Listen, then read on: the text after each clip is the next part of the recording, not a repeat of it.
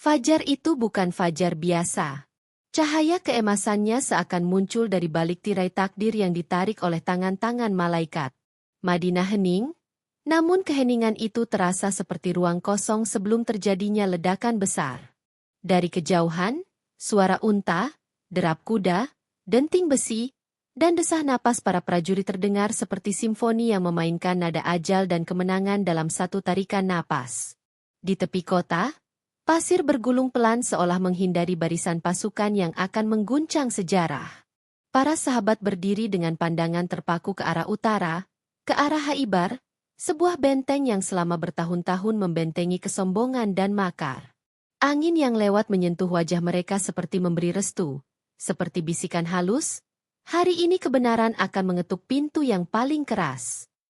Dan di tengah semua itu, Rasulullah berdiri dengan ketenangan seorang pemimpin yang tahu bahwa di balik setiap langkah umatnya ada cahaya Tuhan yang menuntun. Perjanjian damai antara kaum muslimin dan kabilah Yahudi di Madinah dahulu, seperti sebuah batu besar yang diletakkan dengan hati-hati. Tetapi batu itu perlahan retak, bukan karena hujan atau angin, melainkan karena tangan-tangan yang memukulnya dari dalam. Pengkhianatan itu tidak terjadi dalam sehari. Ia tumbuh seperti akar gelap yang merambat diam-diam, mencari celah untuk meruntuhkan bangunan kepercayaan. Kaum Yahudi Khaybar telah lama memendam kebencian terhadap risalah yang dibawa oleh Rasulullah. Namun mereka menutupinya dengan senyum palsu dan diplomasi yang licin. Mereka bukan hanya mengingkari perjanjian, tetapi juga menyalakan api di belakang layar. Mereka menghubungi Quraisy, menghasut suku-suku Arab yang masih goyah imannya, bahkan membuat rencana rahasia untuk menyerang Madinah saat kaum muslimin sedang sibuk menghadapi musuh lain. Setiap langkah mereka adalah langkah perhitungan, penuh kelicikan, seolah mereka mengira bahwa dunia berada dalam genggaman mereka. Ketika perang hendak terjadi, barulah wajah asli makar itu terlihat. Ribuan pasukan bersekutu mengepung Madinah bagaikan badai gelap yang hendak menelan kota kecil itu. Namun, ketika Salman Al-Farisi menyarankan untuk menggali parit, sejarah berubah arah. Parit itu bukan hanya strategi militer. Ia adalah manifestasi dari kearifan yang diilhamkan oleh Tuhan. Sementara pasukan bersekutu bingung di luar parit, hati kaum muslimin menguat. Meski perang hendak berakhir dengan kemenangan kaum muslimin, pengkhianatan Yahudi Khaybar tidak surut. Mereka memanfaatkan ketenangan pasca perang untuk melakukan gerakan bawah tanah. Mereka membentuk aliansi dengan Quraisy, bahkan menarik suku Ghatafan untuk bersiap bersama mereka. Rencana besar itu berjalan seperti bayang-bayang yang merayap di dinding, menunggu waktu untuk menelan cahaya. Namun takdir Allah berjalan dengan cara yang tak pernah diduga manusia. Perjanjian Hudaybiyah terjadi, sebuah perjanjian yang tampak merugikan kaum muslimin, tetapi sebenarnya mencabut duri terbesar di sisi mereka, Quraisy. Dan ketika Quraisy tak lagi bisa membantu Khaybar, kekuatan gelap itu kehilangan sayapnya. Kini Khaybar berdiri sendirian, seperti benteng batu yang menunggu badai yang tidak mampu ia hentikan. Pasukan muslimin berangkat dari Madinah dengan jumlah sekitar 1.600 orang. Jumlah itu kecil dibandingkan pasukan besar yang pernah dihadapi mereka. Tetapi semangat mereka melampaui angka apapun yang bisa ditulis manusia. Derap langkah mereka memenuhi udara dengan ritme yang sama, seperti satu tubuh besar yang bergerak atas satu komando langit. Sebagian wajah mereka terlihat tegang, sebagian lagi tenang, tetapi semua mata mereka memancarkan keyakinan yang tak tergoyahkan. Lebih dari 200 pasukan berkuda menyertai, bagaikan kilat yang dipanggil turun dari langit. Mereka bergerak dengan gagah, bayangan kuda dan debu yang terangkat di belakang mereka tampak seperti lukisan perang yang digambar oleh tangan Tuhan sendiri. Dan di antara mereka, deru napas terdengar berat, bukan karena kelelahan, tetapi karena siap menghadapi takdir besar yang sudah menunggu di depan. Yang luar biasa, 20 muslimah turut serta. Mereka adalah para penjaga kehidupan di tengah badai kematian. Tangan-tangan mereka akan membalut luka, menahan darah, memberikan air, dan menjaga nyawa para prajurit agar tetap tegar. Mereka berjalan bersama pasukan, bukan di belakang, tetapi di hati peperangan, menjadi saksi sunyi dari perjalanan yang kelak menjadi kisah legendaris. Rasulullah memilih lokasi perkemahan di antara Khaybar dan Ghatafan. Itu bukan keputusan biasa. Itu adalah langkah strategis yang memutus jalur bantuan musuh dengan ketepatan seorang ahli siasat tingkat langit. Jika Ghatafan bergerak, mereka akan tertahan. Jika Khaybar meminta bantuan, ia takkan datang. Sungguh keputusan itu membuat langkah-langkah kaum muslimin seperti bayangan pedang yang siap melayang. Ketika malam tiba dan pasukan berhenti di sekitar Khaybar, langit begitu gelap seakan bintang-bintang pun menahan cahaya mereka. Dan ketika fajar menyibak kegelapan, orang-orang Yahudi keluar dari benteng mereka untuk bekerja di ladang, tidak menyadari bahwa di depan mereka berdiri pasukan Islam yang diam-diam telah mengepung dunia mereka. Ketakutan merayap di wajah mereka.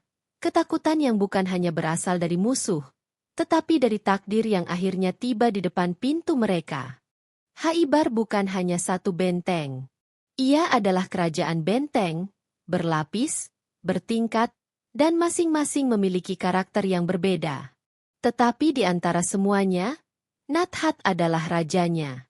Dindingnya seperti tebing hitam yang diukir oleh waktu dan kesombongan.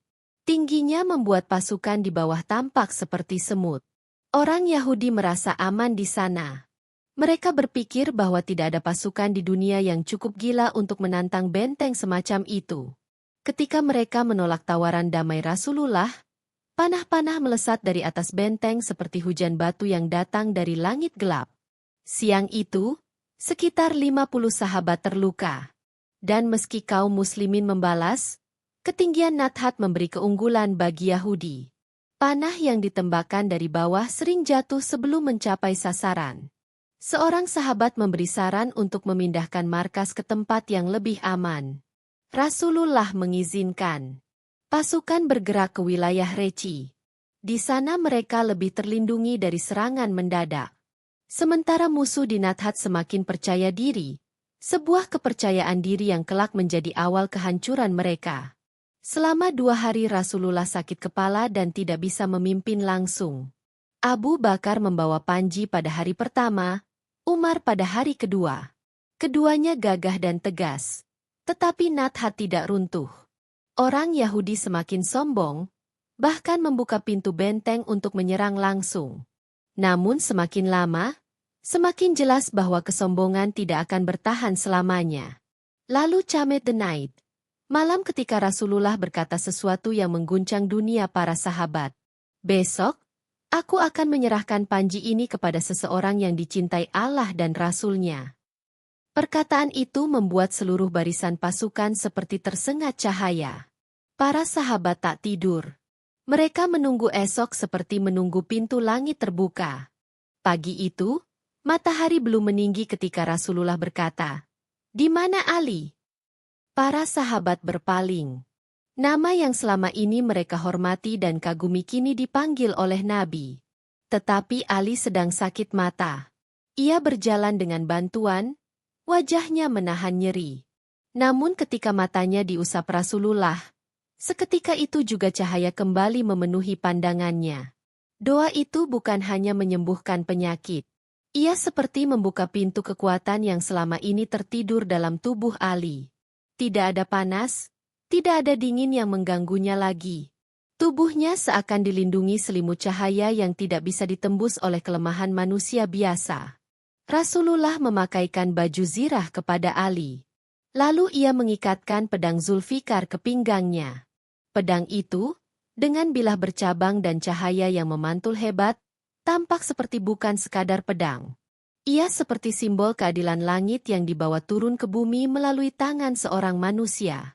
Ali melangkah menuju benteng Nathat. Setiap langkahnya seperti getaran bumi. Para sahabat menatapnya dengan kekaguman mendalam. Di bawah cahaya matahari pagi, sosok Ali tampak seperti singa yang berjalan di antara manusia. Tenang, gagah, dan diliputi aura yang membuat musuh berpaling sebelum pedang bergerak. Ketika sampai di kaki benteng, Ali menancapkan bendera. Suara dentingan besinya terdengar jelas. Itu adalah suara deklarasi, suara yang mengatakan bahwa hari itu bukan lagi milik Nathat. Hari itu milik kebenaran. Marhab keluar dari benteng.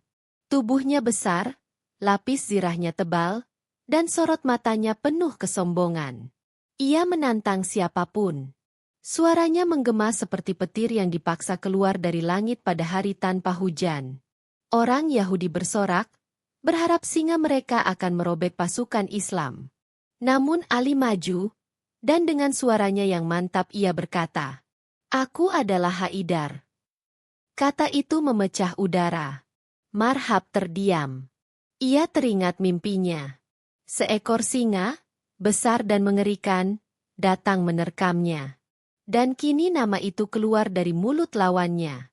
Pertarungan dimulai. Pedang bertemu pedang, perisai bertemu perisai. Suara benturan mereka seperti dua planet yang bertabrakan. Tanah bergetar. Pasir beterbangan. Orang-orang berhenti bernapas. Marhab menyerang dengan kekuatan yang luar biasa, tetapi Ali menangkis dengan ketenangan yang lahir dari keyakinan. Kemudian, tebasan itu terjadi. Zulfikar mengayun dalam gerakan yang begitu cepat hingga cahaya tampak seperti terbelah. Suara besi retak terdengar nyaring. Helm Marhab pecah. Zirahnya robek.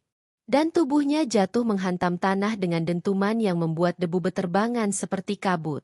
Kekalahan Marhab menghancurkan semangat pasukan Yahudi. Panik menyebar cepat. Mereka mundur, menutup pintu benteng. Tetapi bencana belum berhenti.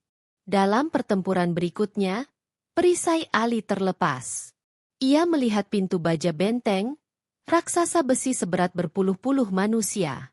Dan ia mengangkatnya dengan satu tangan, menggunakannya sebagai perisai. Para sahabat terpaku, menyaksikan manusia yang digerakkan oleh kekuatan langit. Benteng demi benteng runtuh. Haibar kehilangan napasnya. Ketika Sabe bin Mu'adz dan benteng Naim jatuh, semangat pertahanan Haibar ikut runtuh. Mereka menyadari bahwa mereka bukan melawan manusia biasa, tetapi melawan tekad yang ditopang oleh wahyu. Akhirnya, Yahudi Haibar meminta perdamaian. Mereka datang dengan wajah penuh debu dan mata yang kehilangan cahaya. Mereka pasrah. Rasulullah menerima perdamaian itu, membiarkan mereka tetap mengelola tanah dengan sistem bagi hasil yang adil. Keadilan itu membuat mereka terdiam, seakan mereka tidak percaya bahwa pihak yang memenangkan perang memberi mereka hak untuk tetap hidup. Namun, di balik itu, Zainab binti Al-Harith merencanakan pembunuhan. Racun ditaburkan pada kambing panggang. Rasulullah merasakan tanda bahaya dari daging itu. Beliau memuntahkannya, tetapi Bishr bin Barra tidak sempat. Ia gugur sebagai syahid. Zainab dibawa menghadap Rasulullah. Beliau memaafkan kesalahannya terhadap diri beliau, tetapi keluarga Bishr menuntut keadilan. Dan hukum pun ditegakkan. Haibar akhirnya menjadi bagian dari wilayah Islam. Madinah mendapat berkah dari panennya. Mekah, yang dulu menolak kebenaran, kini dilanda kelaparan. Namun Rasulullah tetap mengirimkan makanan kepada mereka. Bahkan kepada Abu Sufyan. Kebaikan itu akhirnya membuka pintu hidayah bagi banyak hati yang sebelumnya tertutup rapat. Kemenangan Haibar bukan sekadar kemenangan pedang. Ia adalah kemenangan akhlak. Kemenangan rahmat. Kemenangan yang menunjukkan bahwa kekuatan bukan untuk menindas, tetapi untuk menegakkan keadilan. Cahaya itu menyebar, dan sampai hari ini, kisah itu tetap menjadi lentera bagi siapapun yang menempuh jalan kebenaran. Perang Haibar bukan hanya kisah benteng runtuh dan pedang terhunus. Ia adalah kisah manusia. Manusia yang diuji, manusia yang bangkit, manusia yang belajar bahwa kemenangan terbesar bukan ketika musuh sujud, tetapi ketika hati tetap jernih dalam badai. Dan ketika kita membaca kisah ini hari ini, kita seakan mendengar bisikan dari kejauhan, bahwa setiap benteng kesombongan dalam diri kita pun harus runtuh agar cahaya bisa masuk.